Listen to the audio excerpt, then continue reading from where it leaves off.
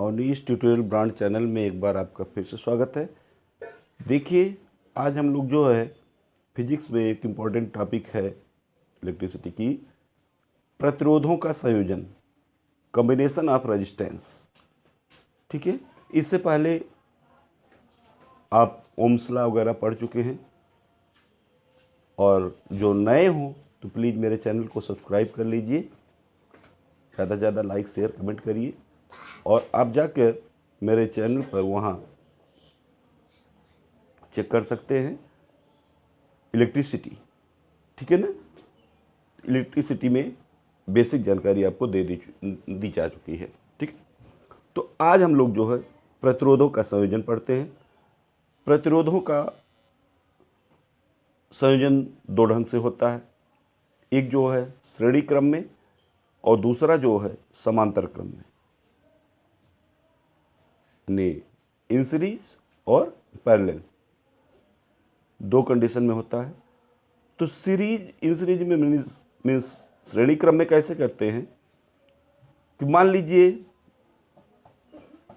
R1 R2 R3, ठीक है, R1 R2 R3 ये देख रहे हैं, R1 R2 R3 तीन प्रतिरोध तार हैं।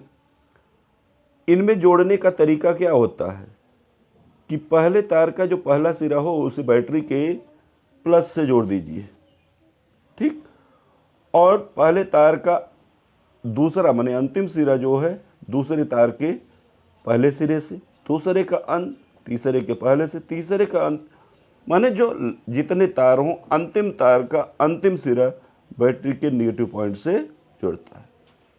ठीक, जैसा कि आपको यहाँ लिखकर मैं सजेस्ट भी किया हूँ, देख भी सकते हैं कि इस विध में जोड़े जाने वाले प्रतिरोधों का सिरे से सिरा जोड़े जाते हैं। ठीक है ना, जोड़ते जाते हैं।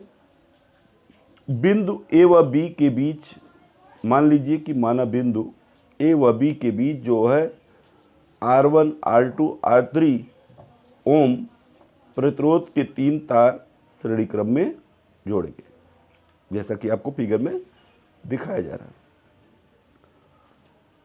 और संयोग सिरों द्वारा लगा, जो बैटरी द्वारा लगाया गया विभवांतर है इनके बीच कितना है, V मान लीजिए।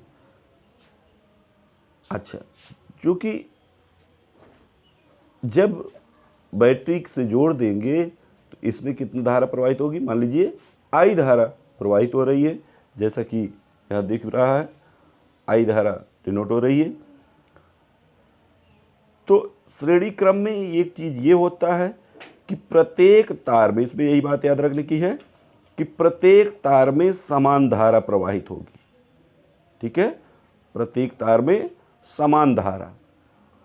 तो जब समान धारा प्रवाहित होगी तो इसका मतलब है कि R1 तार का विभव अलग होगा, R2 का अलग होगा, R3 का अलग होगा, तीनों तारों के लिए विभव बटेगा।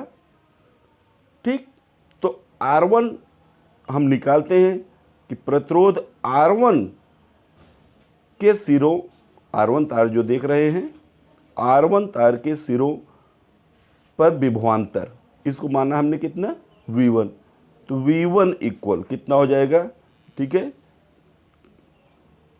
V1 की वैल्यू कैसे निकालेंगे, V1 इक्वल I R1। ये कहाँ से मिला है, ओम का नियम आप पढ़ चुके हैं। ओम का नियम V इक्वल क्या होता है, IR। ठीक, ओम का नियम क्या होता है, इक्वल IR। एक बार आपको ओम का नियम रिपीट करा देते हैं। याद रखिए कि यदि किसी चालक की भौतिक अवस्थाएं अपरिवर्तित रखी जाए तो उस चालक तार के सिरों के मध्य उत्पन्न विभवांतर उसमें प्रवाहित धारा के अनुक्रमानुपाती होता है, अर्थात V प्रोपोर्शनल I, या इसी चीज़ को हम लिख सकते हैं V इक्वल RI, जहाँ R क्या है, R नियतांक आपको बताया गया है, जिसे ओम नियतांक कहते हैं, जिसे ओम नियतांक कहते हैं और इसी R को ही वैद्युत प्रतिरोध भी कहा जाता है। ठीक है, इसी R को ही वैद्युत प्रतिरोध भी कहा जाता है।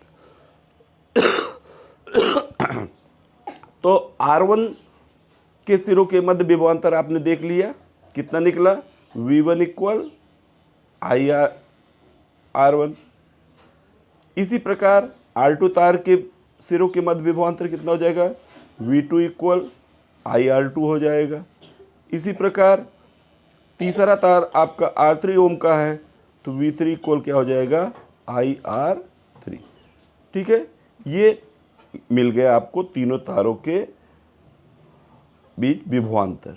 अब क्या करते हैं कि मान लीजिए, या इसी वक्त निकाल लेते हैं कि कुल विभवांतर अगर V हो, टोटल विभवांतर आपने माना ही है, कितना माना है, ये देखिए टोटल विभवांतर आपने V, तो टोटल विभवांतर चूंकि V है तो हम लिख सकते हैं कि V इक्वल कितना, भाई यही विभव तो तीन भागों में बटा, V इक्वल लिख सकते हैं V1 plus V2 plus V3।